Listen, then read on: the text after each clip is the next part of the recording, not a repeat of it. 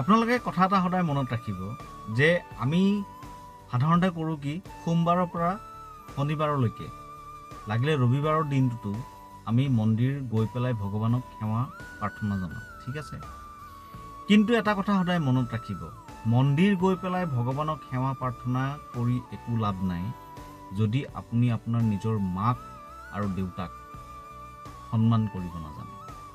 একোৱে লাভ নাই যদি আপুনি মন্দিৰ গৈ পেলাই ভগৱানৰ ওচৰত লাখ টকা আপুনি অৰ্পণ কৰিলে, লাখ টকাৰ আপুনি প্ৰসাদ অৰ্পণ কৰিলে, তাৰ কোনো ভেলু নাথাকে। কাৰণ ভগৱানেও জানে যে এই মানুহজনে নিজৰ মাক দেউতাককে য'ত চিনি নাপায়, তেওঁ আমাক ওচৰত যে আহিছে কিবা নহয় কিবা এটা স্বাৰ্থত আহিছে।